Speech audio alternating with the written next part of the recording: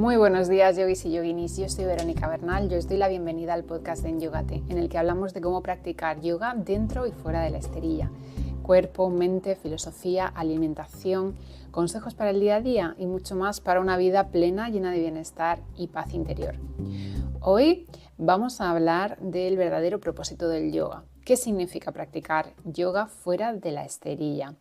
Este es un tema que sobre todo los principiantes, y a mí me pasaba cuando empezaba, no acabábamos de entender. Era ¿cómo me voy a llevar esto fuera de la esterilla? Así que hoy vamos a despejar un poquito esa duda.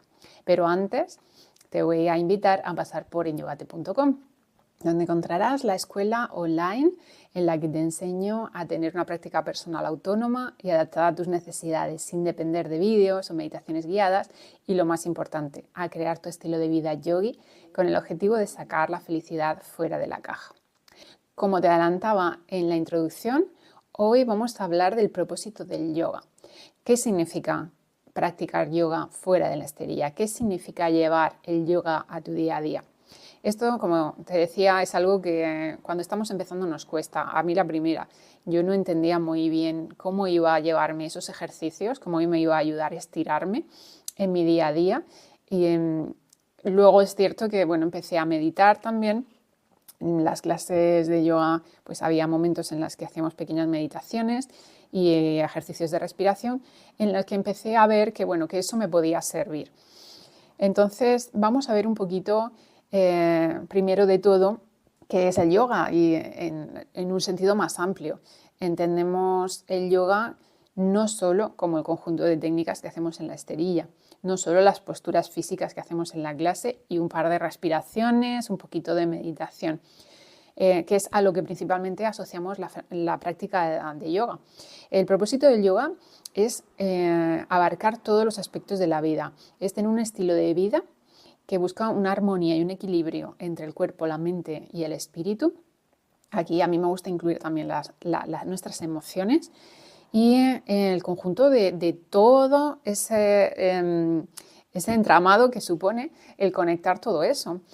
Aquí es muy importante también tener en cuenta la filosofía del yoga, todas las enseñanzas que nos ofrece, código moral del yoga, yama y niyama, y en fin, todo lo que conlleva.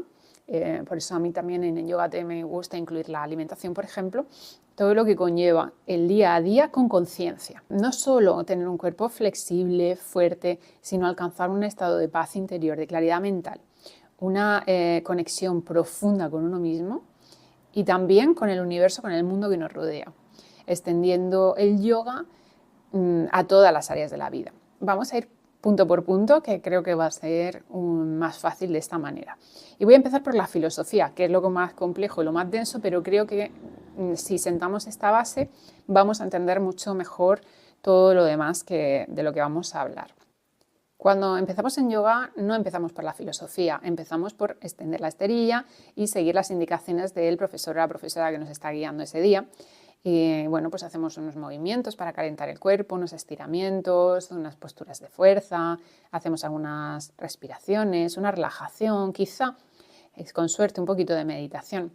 Pero no empezamos por la filosofía, es algo en lo que entramos mucho después normalmente, a no ser que seamos mentes inquietas, que enseguida queramos saber, lo normal es que esto llegue más tarde. Y en la filosofía del yoga, vamos a empezar por los yama y niyama, que es la base. El yama y niyama es dentro de la Ashtanga Yoga de Patanjali, el primer punto, el primer anga, y es el código moral y ético que debe de seguir el yogi que quiere iniciarse en este camino. Es un código moral y ético universal, cosas tan sencillas y que todos conocemos como no apropiarse de la propiedad ajena, por ejemplo. Entonces, no es algo que sea exclusivo de la India, no es algo que sea exclusivo de una religión o una zona. Si os dais cuenta, si os ponéis a comparar los mandamientos, por ejemplo, de la religión cristiana o las indicaciones morales que se dan en otras filosofías y en otras religiones, al final coinciden. Es una ley universal, yo iba a decir no escrita, pero sí está muy escrita en todos sitios, como por ejemplo no robar, no hacer daño a los demás y pues son las normas sociales en las que nos basamos los seres humanos, tengamos o no determinadas creencias religiosas. Y yama y niyama pues funcionan así, son un código ético y moral con respecto a la sociedad y con respecto a uno mismo. Y vamos a empezar por el primero. No os voy a explicar todos porque esto sería, bueno, un episodio del podcast, no, serían 3, pero sí que voy a darte unas pinceladas de algunos de ellos que, por ejemplo, nos pueden ayudar en nuestro día a día y para que veas claramente cómo la filosofía del yoga es muy práctica en realidad y te puede ayudar a llevar el yoga a tu día a día. El primero es ahimsa, es el más conocido, la no violencia, y es el principio fundamental del yoga sobre el que edificamos todo lo demás. No causar daño ni a nosotros mismos ni a los demás, a ningún ser vivo. Entonces, fuera de la esterilla, esto nos ayuda a vivir con compasión, con bondad, y no solamente en nuestras acciones, sino que nos invita a practicar ahimsa también en los pensamientos, en las palabras. Cómo tratamos a los demás, pero cómo nos tratamos a nosotros mismos, cómo pensamos sobre nosotros mismos, cómo nos cuidamos, cómo nos alimentamos, si descansamos, si nos respetamos. En la esterilla siempre lo decimos cuando estamos practicando, no te hagas daño, no sobrepases tus límites, pues eso mismo que escuchamos en la esterilla lo sacamos fuera y lo extrapolamos con este no violentar, no dañar ni a nosotros mismos ni a los demás en cada pequeña acción.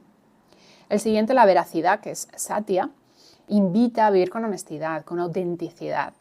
No solo es decir la verdad, porque sabemos que a veces decir la verdad puede ser o no conveniente, puede ser o no dañino, no puede entrar en conflicto con ahimsa, pero sí ser honestos, sí ser sinceros, sí ser coherentes con nosotros mismos y con los demás también. Actuar con integridad, con ser conscientes de nuestras intenciones y ser coherentes en nuestro comportamiento. Al final es vivir alineado con nuestros valores y nuestro sentir. Otro principio que también nos invita a llevar al día a día y es muy útil es aparigraha. Se traduce como desapego o no posesividad. Nos invita a desapegarnos, a soltar el apego de las cosas materiales, de las expectativas, de los resultados y de las personas. Este principio nos puede ayudar directamente a ser más felices. Fijaros lo que acabamos de decir, desapegarnos de las cosas materiales, de las expectativas, de los resultados y de las personas. Nos ayuda a relacionarnos y nos ayuda a relacionarnos con las personas, pero también con el mundo material en el que vivimos y más en Occidente. Vivir conforme a Parigraha nos ayuda o nos invita a vivir con esa mentalidad de abundancia en la que no vemos todo lo que nos falta, sino todo lo que tenemos. Está muy relacionada con el agradecimiento y por eso son prácticas a las que se invita fácilmente a cualquier persona que practique yoga o meditación. Y esto, claro, nos invita a no, por ejemplo, a no dejarnos llevar por el consumismo, no querer acumular, no aferrarnos a las cosas a las que nos pueden servir o a las que creemos que nos sirven. Esto es muy profundo, da para mucho. Y también invita a aceptar, esto estaría también relacionado con Santosha, con otro principio, cómo son las cosas sin aferrarnos a lo que no podemos controlar.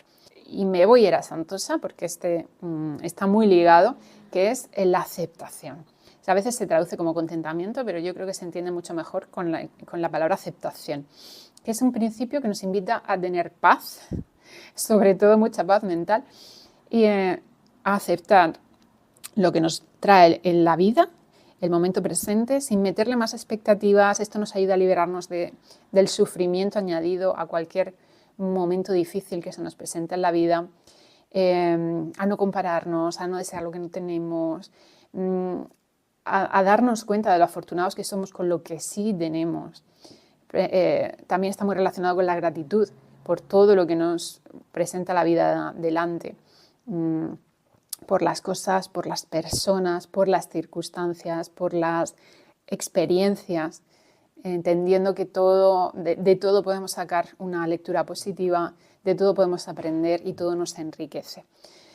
Así podríamos seguir un rato con todos los yama y niyama, pero bueno, son unas pinceladas que te doy para que entiendas cómo la filosofía del yoga no es un peñazo, un libro difícil de entender, qué rollo, sino que son cosas muy prácticas que podemos llevar a nuestro día a día con mucha facilidad. Otro concepto muy interesante de la filosofía del yoga es una rama del yoga, que es el karma yoga. El karma, que lo escuchamos mucho como algo que está ahí dando justicia, ¿no? Lo entendemos un poco así, bueno, pues si lo haces mal te va a venir un castigo. El karma está relacionado con la acción en realidad, que bueno, cada cosa que hacemos tiene una consecuencia, no necesariamente un castigo, pero sí que quiere decir que todas las cosas que hacemos influyen en el devenir de la vida. El karma yoga es el yoga de la acción desinteresada y se refiere a actuar desapegándonos del resultado, haciendo bien a los demás sin esperar nada a cambio. Al final es el hacer las cosas con altruismo. Esto se refiere, fuera de la esterilla, a cómo tratamos a los demás, cómo colaboramos en la sociedad, con la comunidad, cómo actuamos con respecto a los demás, con generosidad, con altruismo o con alguna otra intención, ¿no? Nos invita a tener conciencia sobre ello. Y este es un concepto muy interesante que en la neurociencia se ha demostrado que es una de las cosas que nos hace felices, el ayudar a los demás de manera desinteresada por los mecanismos que desencadena en nuestro cerebro. Así que por eso quería también traerlo a este punto del podcast, para que vieras que incluso se está demostrando hoy en día que conceptos filosóficos se están demostrando científicamente que son beneficiosos a nivel mental y que eso desencadena pues, bueno, unos mecanismos en el cuerpo que nos hacen sentirnos bien. ¿Por qué el yoga nos hace sentir bien? Pues entre otras cosas porque todos estos conceptos de la filosofía del yoga son beneficiosos para nuestra mente, para nuestro cuerpo.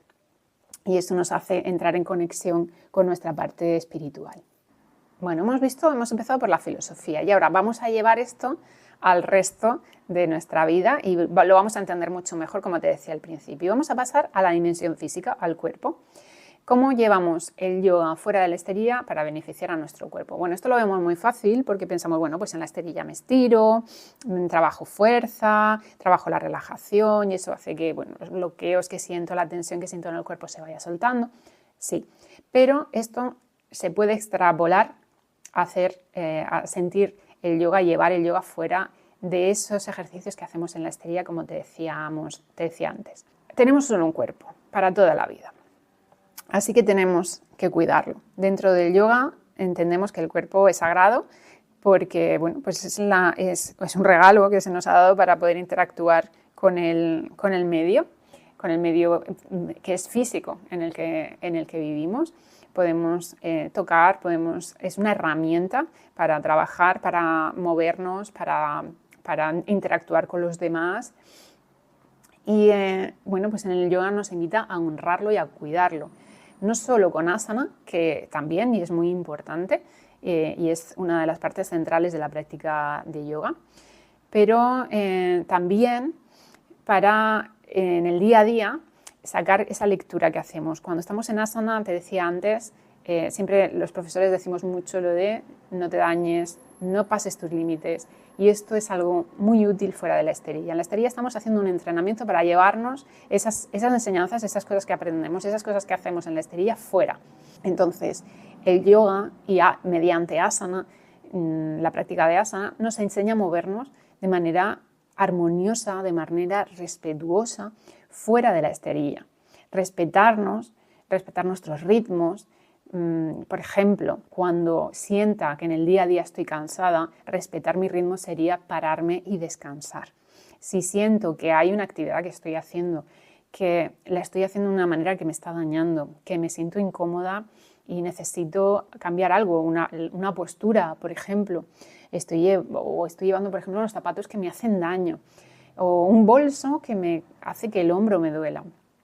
No sé, muchas circunstancias que pueden ser tan pequeñas como esto que te estoy diciendo o cosas muy grandes como quizá necesito cambiar la silla del escritorio porque me paso muchas horas en el escritorio y me duele la espalda con esa silla, por ejemplo.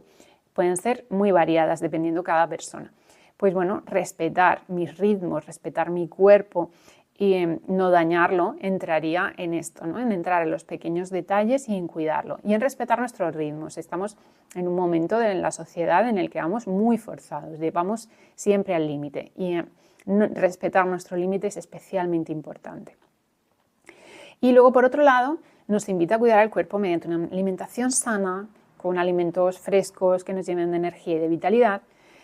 Por ejemplo, con una cosmética que sea respetuosa con la piel, que sea adecuada, que sea pues, lo más natural posible para que esté en armonía con nuestras células, con la naturaleza de nuestra piel o nuestro pelo, y con un autocuidado adecuado. Puede ser pues, nuestra rutina de aseo adecuada, respetar nuestras horas de descanso, respetar nuestras horas de actividad, salir a pasear, hacer deporte, lo que sea. O, por ejemplo, darnos un masaje. ¿Cuántas veces habré oído yo que he dado un masaje en muchísimos años? Es que no me doy un masaje hasta que no veo que no puedo más. Esto es un comentario muy, muy típico. Bueno, pues entender que el no puedo más ya he pasado mi límite. La cultura de la prevención, que en Occidente nos cuesta un poquito, es muy importante. Si no me cuido antes de que ya no pueda más, voy a entrar en enfermedad. Pues voy a tener una contractura, voy a tener una lesión, pueden suceder muchas cosas, ¿no? Entonces, pues tener ese autocuidado correcto es una invitación que nos hace el yoga mediante tener conciencia corporal. Bien, avanzamos a otro punto. ¿Cómo podemos seguir llevando el yoga fuera de la esterilla? Por ejemplo, pranayama. Pranayama son los ejercicios que hacemos con nuestra respiración para controlar, para regular la energía, el prana que circula por nuestro cuerpo, por nuestra mente, el prana que circula por todo nuestro ser. Bueno, pues esta parte que es esencial en el yoga, a veces nos olvidamos un poquito de ella, ya entraremos en eso. Fluye directamente, no solo en el cuerpo, sino también en las emociones, en la mente, en todas las partes de nuestro ser. Digamos que interrelaciona todas esas partes. Fuera de la esterilla, ¿cómo extrapolamos esto? Pues siendo conscientes de que la respiración influye en todo nuestro ser, podemos ayudarnos con esa respiración a manejar el estrés, la ansiedad, una emoción difícil. Podemos practicar, no nos vamos a poner a hacer Nadisodhana Pranayama, por ejemplo, en medio de la calle, pero sí podemos pararnos y respirar, hacer unas respiraciones profundas. A veces no hace falta pararse, podemos seguir caminando y respirar. Conscientes, la respiración consciente es súper valiosa. Nos ayuda también a mantener la calma en situaciones difíciles, en conversaciones complicadas, a cultivar la presencia, al estar en el momento presente, el estar presentes en nuestra vida, que a veces tanto nos cuesta porque estamos todo el rato en la mente y estamos en el futuro, estamos en el pasado. Ya sabéis que el yoga nos ayuda a volver al momento presente, que es donde sucede la vida. La respiración nos lleva ahí. El siguiente aspecto que podemos sacar al día a día es el trabajo mental que hacemos de la meditación y especialmente a lo que ahora llamamos mindfulness, y digo ahora porque es algo que se ha utilizado todavía y no se llamaba así, que es la atención plena. Cuando vuelvo otra vez a la misma frase, es algo que digo mucho. Cuando estamos en la esterilla, lo que estamos haciendo es un ensayo, un entrenamiento para llevarnos al día a día. Entonces, cuando estamos meditando, estamos entrenando a nuestra mente a estar en el momento presente. Y con el entrenamiento esto lo podemos extrapolar fácilmente o no tan fácilmente, depende de la circunstancia, pero bueno, nuestra mente va a saber el camino para estar en el momento presente en el día a día, en cada acción que hagamos. Esto es complicado, necesitas un ejercicio de conciencia continuo, pero bueno, en eso estamos. Y para eso son muy útiles los ejercicios de mindfulness, de atención plena, en las actividades cotidianas. Pues, por ejemplo, en el momento de comer, con todo, además, en la comida es muy interesante y es una práctica muy típica, pues porque estamos recibiendo un montón de estímulos a través de nuestros sentidos y podemos practicar la atención plena con más facilidad. Pero, por ejemplo, puede ser dando un paseo, puede ser en la naturaleza, puede ser simplemente el acto de caminar y fijarnos en qué sucede en el cuerpo mientras camino, en cómo es mi respiración en un momento determinado. Estoy esperando el autobús, por ejemplo, sentada en la marquesina del autobús, de la parada, y puedo estar sintiendo mi respiración. o en la interacción con otras personas. ¿Cuántas veces hablamos con una persona y la estamos mirando, la vemos, pero no la miramos, no nos fijamos en cómo es su expresión, en fijarnos, en mirarles a los ojos y fijarnos en ello, y en el tono de voz, y en tantas cosas, ¿no?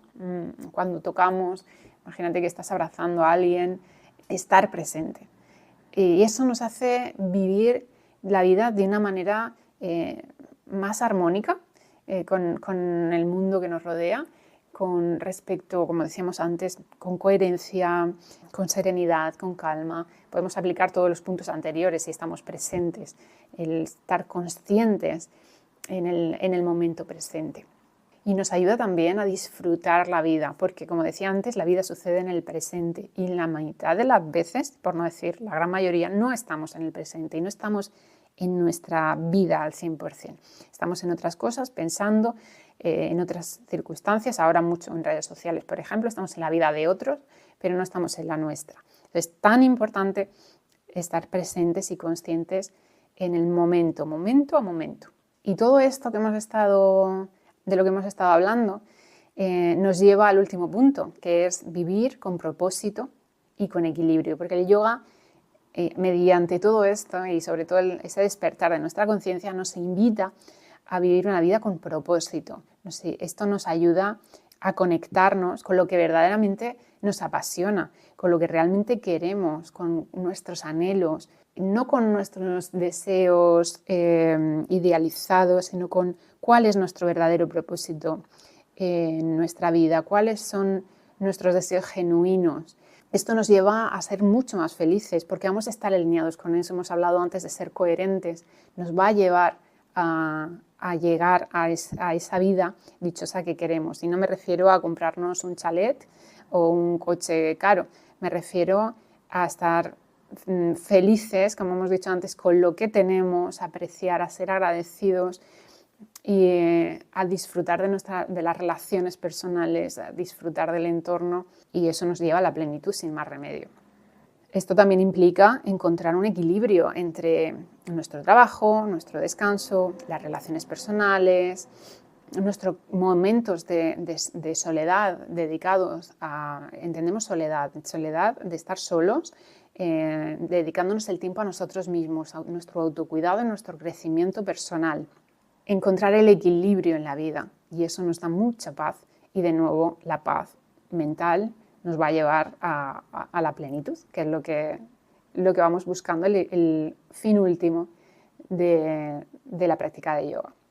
Así que, bueno, como conclusión podemos decir que el yoga, como ves, es mucho más que una rutina física, y de hecho, bueno, pues es una filosofía de vida, este estilo de vida yogi que me gusta transmitir desde Yogate, y todo a través de la conciencia, de transformar nuestra vida a través de una práctica que es consciente y que es la mejor parte, llevarlo a nuestro día a día, a cada detalle de nuestro día a día, viviendo con coherencia, desde cómo tratamos a los demás, a cómo nos enfrentamos al día a día, cómo nos relacionamos con nosotros mismos. Y esto, pues como decíamos antes, nos lleva a una vida más equilibrada, más plena y con mayor paz. Bueno, pues hasta aquí, que hoy me he extendido un montón. Espero que te haya sido útil todo lo que he compartido contigo hoy. Te agradezco mucho que hayas decidido compartir este ratito de yoga conmigo. Me encantará que me dejes tus comentarios en Spotify, en el canal de Telegram o en las redes sociales. Y sobre todo, muchas gracias por unirte a la escuela online en yogate.com, porque de esta manera lo que hago cobra sentido y además me ayudas a que puedas seguir ofreciendo espacios como este. Te espero en el próximo episodio. Que tengas un día estupendo, consciente y lleno de sentido. Namaste.